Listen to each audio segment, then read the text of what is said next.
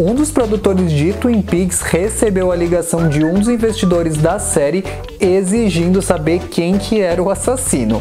Esse investidor ligava em nome do então presidente americano George Bush, o pai. O George Bush, por sua vez, ligava em nome do então líder da União Soviética, Mikhail Gorbachev.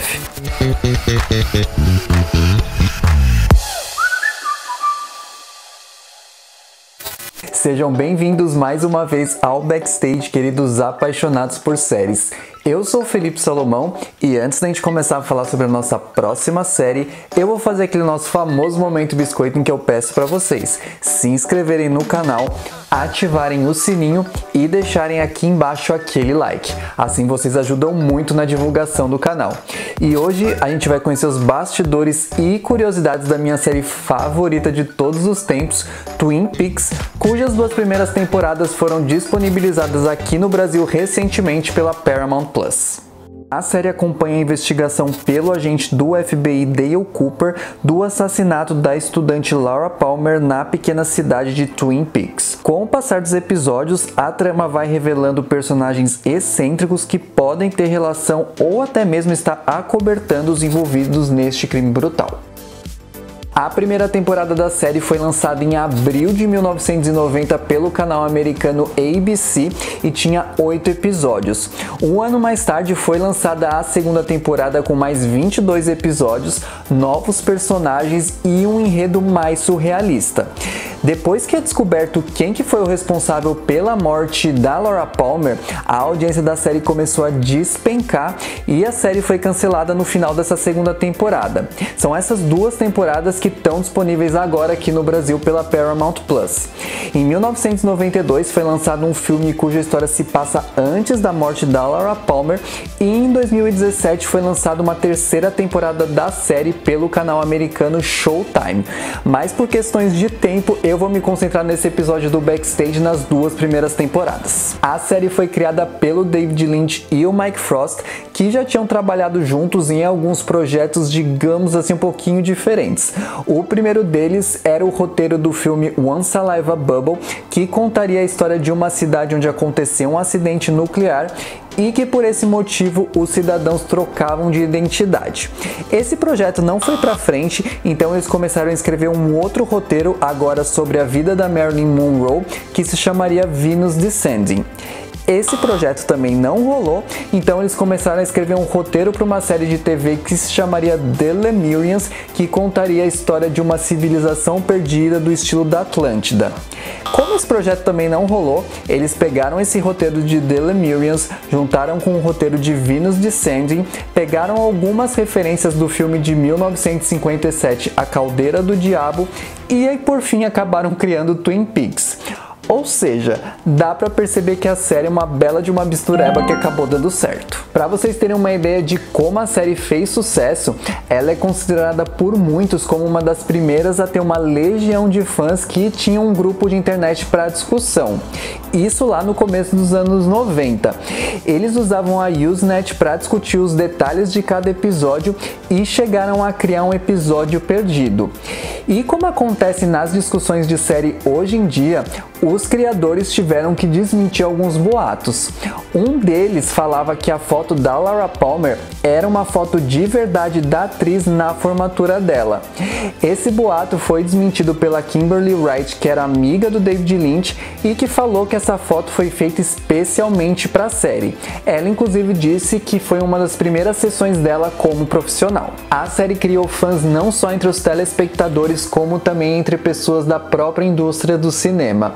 Um deles era o Steven Spielberg, um fanzaço da série, e ele quase dirigiu o primeiro episódio da segunda temporada. Só que ele acabou sendo dirigido pelo David Lynch e depois o Steven Spielberg não conseguiu espaço na agenda para dirigir um outro episódio.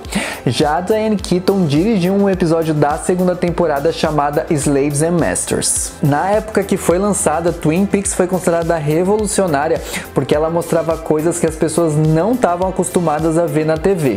Ela tinha uma trama complexa com personagens excêntricos e, além disso, ela variava entre os gêneros de suspense, policial, terror e comédia. O episódio piloto foi tão aclamado que ele influenciou uma outra série mesmo antes de ser lançada. Na série Wise Guy acontece um assassinato numa pequena cidade e inclusive o xerife chora quando ele vê o cadáver, muito parecido com o que acontece em Twin Peaks. Além disso, essa cidade em Wise Guy é chamada Lynchburg. E Twin Peaks também influenciou uma série um pouquinho mais conhecida chamada Arquivo X. Anos antes de interpretar o agente Mulder na série de ficção científica, o David Duchovny interpretou a agente Denise Brisson na segunda temporada de Twin Peaks. Numa coletiva de imprensa em 2017, o David Duchovny revelou que esse papel tinha sido escrito num primeiro momento por um amigo do Mark Frost, o ator James Spader, só que por um conflito de agenda ele teve que recusá-lo. Esse foi o primeiro papel do David na TV e ele disse que o único arrependimento que ele tem é não ter sido dirigido pelo David Lynch em nenhum episódio da série. O protagonista da série é um outro agente do FBI, o Dale Bartholomew Cooper, também conhecido como Agente Cooper, interpretado pelo Kyle MacLachlan. Esse nome faz referência a um cara da vida real que sequestrou uma aeronave no estado de Washington, onde a série se passa, e simplesmente desapareceu ao pular da aeronave em 1971. O Kyle já tinha trabalhado com o David Lynch no filme Veludo Azul de 1986, em que ele contracena com a Isabella Rossellini, que quase teve também um papel em Twin Peaks. A Isabella seria a Josie Packard, só que na época ela namorava o David Lynch, namoro esse que terminou em 1991. O papel então foi reescrito para a atriz chinesa Joan Chen como Jocelyn Packard. E tem uma cena que o personagem dela bebe o sangue de outro personagem, e esse personagem bebe o sangue dela, e descobriu-se depois que o sangue que eles estavam bebendo era de fato dos atores, o que gerou uma certa comoção na imprensa. Já Cheryl Lee era uma atriz local em Washington quando ela foi chamada para interpretar Laura Palmer. Na verdade, a ideia inicial do David Lynch era chamar uma atriz, pintar o cabelo dela de cinza e já filmá-la morta.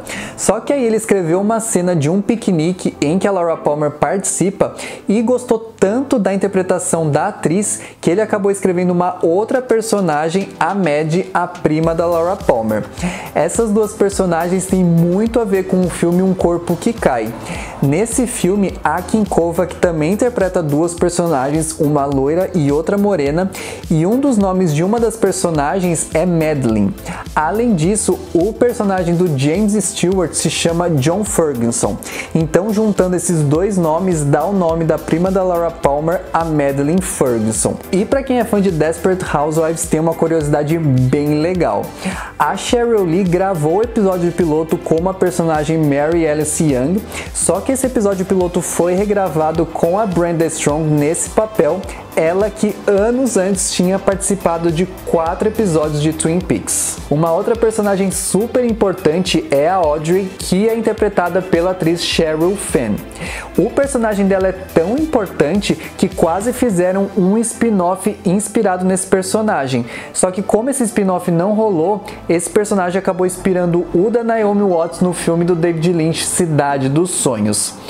A atriz contraiu uma pneumonia muito forte antes de começar as gravações da segunda temporada e por esse motivo muitos especulavam que as gravações ou atrasariam ou que a atriz ia sair da série.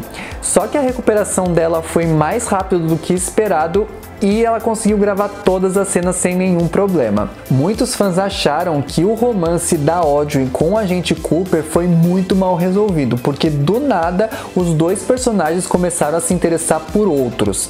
Mas o que pode parecer um erro dos roteiristas, nada mais foi do que uma história por trás das câmeras. Chegou a hora então do nosso quadro Isso a TV Não Mostra.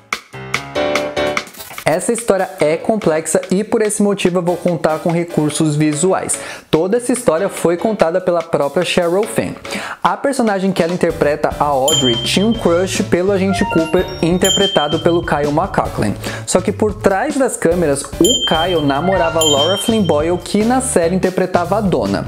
Segundo a própria Sheryl Fenn, a Laura Flynn Boyle estava com inveja do personagem Audrey porque ela estava recebendo muitos holofotes. E no mesmo tempo, o Kyle MacLachlan falou que o personagem dele não poderia se apaixonar pela Audrey porque ela aparentava ser muito mais jovem. Só que aí não fez muito sentido quando chamaram uma outra atriz para ser o crush do agente Cooper, a Heather Graham, que na vida real é 4 anos mais nova que a Sheryl Fenn. Ou seja, casos de família. Uma personagem bem excêntrica que marcou a série foi a Log Lady, também conhecida como a Senhora do Tronco, que em todo começo de episódio lançava ali alguma mensagem que não dava para entender muito bem. Esse personagem marcou tanto a atriz que no túmulo dela fizeram um desenho de 2 mãos segurando um tronco. Ela conseguiu ficar com o tronco finalizadas as gravações da 2ª temporada e alguns fãs chegaram a oferecer $275 mil por esse objeto. Oferta essa que a Catherine recusou.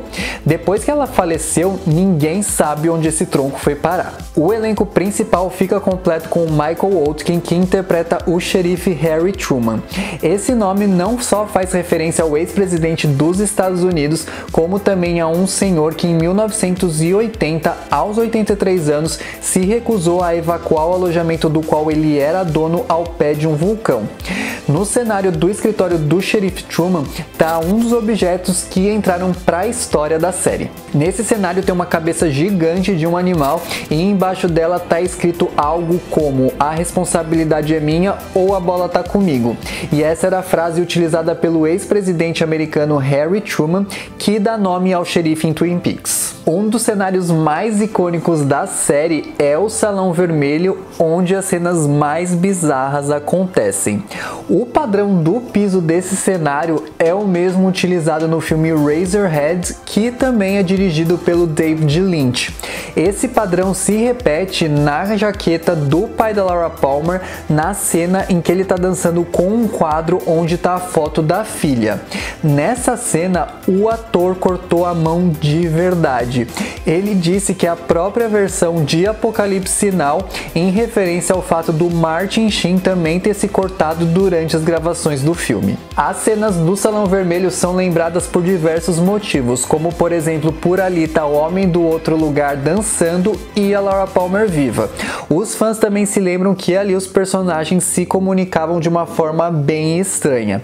Para isso, os atores tiveram que aprender a falar de forma contrária e no pós-produção os criadores colocavam essas falas de forma reversa para corrigi-las. O único ali que já sabia da técnica era o Michael Anderson, que interpretava o homem de outro lugar. Ele, antes de ser ator, tinha sido técnico de suporte da NASA e ele já sabia dessa técnica desde criança. E por esse motivo, o David Lynch colocava para eles frases cada vez mais difíceis. A série se passa no estado de Washington, mas no começo os criadores queriam gravar na Dakota do Norte porque ali era mais tranquilo e de difícil acesso. Dakota do Norte, inclusive, seria o primeiro nome da série. Só que ali faltava um quê de mistério que só as florestas no noroeste americano poderiam oferecer. Em Washington também eles encontraram o Great Northern Lodge, que é o hotel da série que aparece na abertura de Twin Peaks.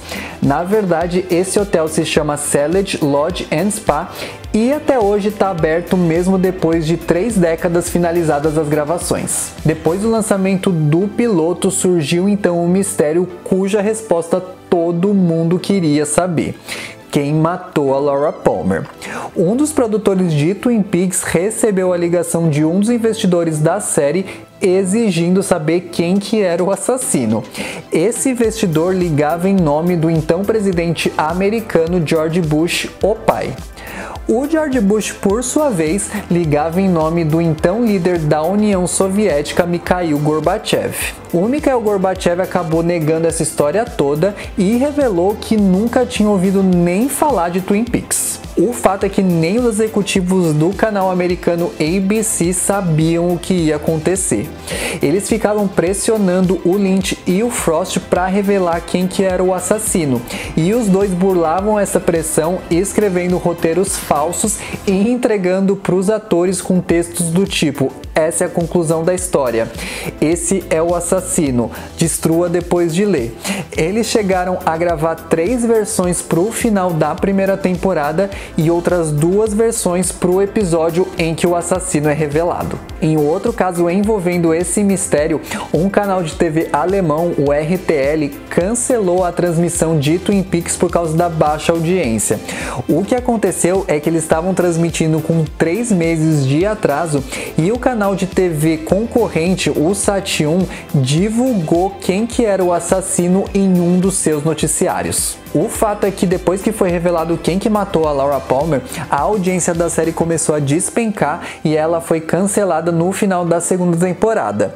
Nesse episódio, a Laura Palmer faz uma premonição que ela e o agente Cooper se encontrariam 25 anos depois. Essa profecia foi concretizada quando a Showtime revelou que faria uma 3ª temporada da série. Essa 3ª temporada teve a estreia no Festival de Cannes em 2016. Mais de 20 anos antes, o filme Fire Walk With Me, que conta a história antes da morte da Laura Palmer, foi vaiado nesse mesmo festival. Só que dessa vez, na estreia da 3ª temporada de Twin Peaks, ela foi aplaudida de pé pela plateia.